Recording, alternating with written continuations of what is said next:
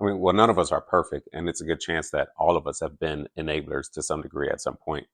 Like you didn't really eat your wife's chocolate, but you said you did so your kids wouldn't catch her wrath. Or maybe you've taken the heat for a teammate or a coworker when they didn't do what they were supposed to do. You stood in harm's way to protect someone else when they needed you to.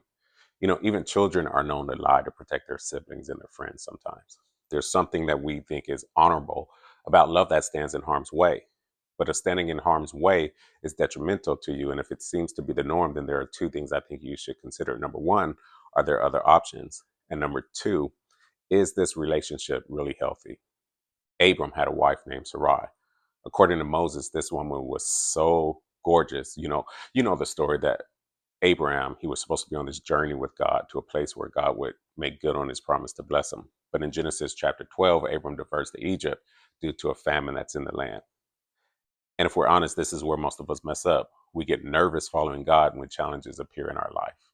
Now, just because the pan gets hot doesn't mean we should jump into the fire, but we do. And so here's Abram detouring. And as they're about to enter into Egypt, he comes up with a plan and he says to his wife, I'm going to need you to tell these brothers you are my sister. Otherwise, your fine behind is going to get me killed. Now, I don't think Abraham thought the consequences all the way through, nor did Sarai, but she loves him. She loves him so much that instead of talking through the problem to discover an alternative solution, she felt it was her duty to stand in harm's way for her man. What happens next shows us that this was a huge mistake. In chapter 12 of Genesis, verse 14, 15, Abram comes into Egypt. The Egyptians saw that she's beautiful. They're checking her out, and Pharaoh's officials go to him and they say, you got to check her out. This woman is dope. Pharaoh takes her into the palace. In other words, the Pharaoh married her and he gave Abram a huge dowry. And watch this, no one says anything until an infectious disease spreads through Pharaoh's household.